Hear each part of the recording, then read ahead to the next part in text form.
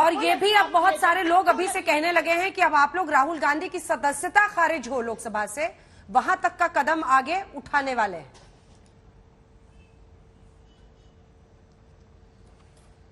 देखिए अंजना जी, सदस्यता का क्या होगा, भारत में कानून है, वो एक प्रक्रिया है, उस पर मैं टिप्पणी नहीं करूंगा। लेकिन एक बात जरूर आज तक पे बड़ी जिम्मेदारी से कहूंगा, जो चाल चलन, चरित्र, जो वक्तव्य राहुल गांधी के हैं, 2024 में इनकी सदस्यता जाएगी जरूर। अगर वायनाड से लड़ेंगे तो वहां से भी हारेंगे और अमेठी से तो हार ही चुके हैं।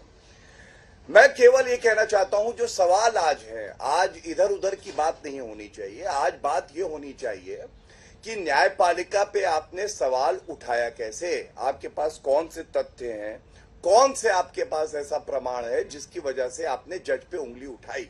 और राहुल गांधी का रिपोर्ट कार्ड देखिए, राहुल गांधी दोषी है, आज दोषी हो गए, 2 साल की उनको सजा हुई, अभियुक्त है, नेशनल हेराल्ड में अभियुक्त है, भ्रष्टाचार के आरोप पे बेल पे बाहर है, माफी वीर है, सुप्रीम कोर्ट में राफेल मामले में झूठ बोला और माफी मांगी। और उसके अलावा हम सब जानते हैं कि झूठे भी हैं, क्योंकि विदेशी धरती पे जाके कहते हैं कि प्रधानमंत्री ने कहा है कि सिख और मुसलमान जो हैं ये द्वैम श्रेणी के नागरिक हैं। अब मैं इनसे अभी चुनौती दूंगा तो ये भाग खड़ी होंगी। और अंजना जी, आपको चाहिए था कि जब इन्होंने बोला बददिमाग प्रवक्ता, तो आपको रोकना चाहिए था। इनके गले में मुझे कुछ पट्टा दिखाई दे रहा है, हो सकता है कांग्रेस पार्टी पिद्दी की तरह इनके गले में भी एक पट्टा पहना के इनको भेजती हो। लेकिन चर्चा का स्तर गिराने में अगर किसी को महारत हासिल है तो इनको हासिल है। सवाल जो पूछे जाएंगे उसका उत्तर नहीं देंगे। वरना आप मुझे ये बताइए, राहुल गांधी झूठ क्यों बोलते हैं? वो कहते हैं कि कैम्ब्रिज में तो मैं बोल पाया, मैं भारत में नहीं बोल पाता। विश्वविद्यालय में, जेएनयू में भारत तेरे टुकड़े होंगे के नारे लग रहे थे, राहुल गांधी खड़े थे वहां पे। पुणे गए, बैंगलोर गए, दिल्ली गए, विश्वविद्यालय की नहीं गए। झूठ नंबर 1। दूसरा झूठ मैंने बता ही दिया, नरेंद्र मोदी जी का कोई वक्तव्य नहीं है जहां वो भेदभाव करें कोई भी अल्पसंख्यक के साथ, लेकिन झूठ बोला। तीसरा, मैं इनसे पूछना चाहता हूं, राहुल गांधी क्यों कहते हैं कि मैं संसद में बोल नहीं सकता, माइक बंद हो जाते हैं? अरे 7 फरवरी को तो आपने करीब 40 मिनट से ज्यादा वहां पे बोला था, तो झूठ क्यों बोलते हैं? आज देखिए, मैं एक सवाल और दाग देता हूं, और ये बड़ी खबर है, दिखाइएगा। मेरे हाथ में सुप्रीम कोर्ट का एक जजमेंट है और राहुल गांधी पे बलात्कार का आरोप लगा था। अंजना जी, वो थे रिस्पोंडेंट नंबर 6। इसमें राहुल गांधी पे बलात्कार का आरोप लगा। सुप्रीम कोर्ट और हाई कोर्ट ने ये केस को निरस्त किया, रद्द किया। हमने इस फैसले को मान लिया। सरकार थी कांग्रेस की 18 अक्टूबर 2012। अब मैं कहूं, ये वाला जो जजमेंट है, टाइगर जिंदा था या टाइगर सो रहा था, या जुडिशरी बिकाऊ थी या जुडिशरी ईमानदार थी? क्योंकि राहुल गांधी पे बलात्कार का आरोप था, लेकिन पूरे देश ने फैसला मान लिया।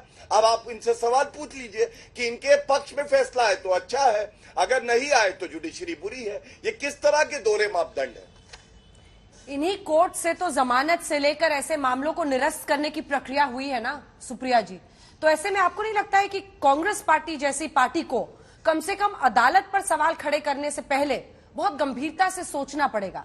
वरना हम तो पूरे ढांचे को ही बर्बाद कर देंगे ना, अगर हर किसी पर प्रश्न खड़े करेंगे।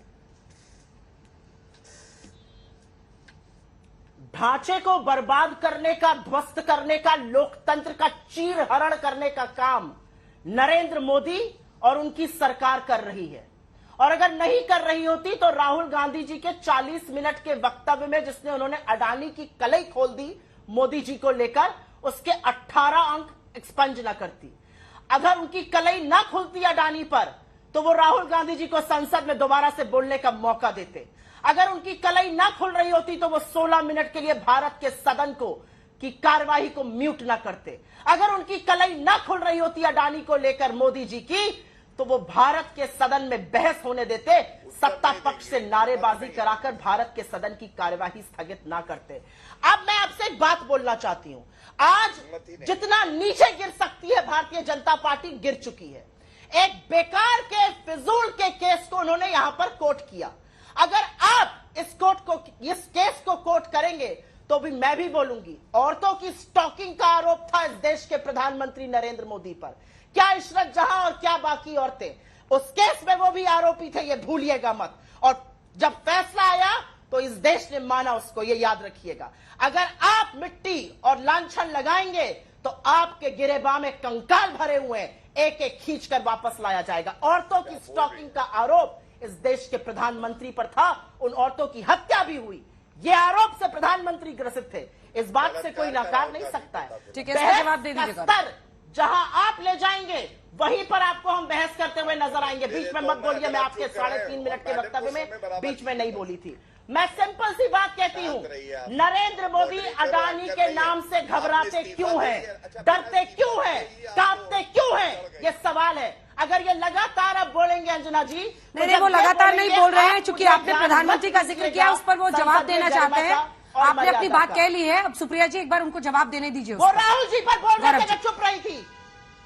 वो राहुल जी पर बोल रहे थे, मैं चुप रही थी, मैंने अपने टर्न का इंतजार किया था। ठीक है, देखिए याद रखिएगा ये बात, अगर संसदीय गरिमा आप बरकरार रखिएगा तो लोग देख रहे हैं, नहीं रखिए। मैं तो चाहती हूँ राहुल गांधी के ऊपर और आरोप लगाए, जितने लगाएंगे आपका मुखौटा खींच खींच कर बेनकाब। ठीक है, अब जवाब सुनिए। गौरव जी बोलिए।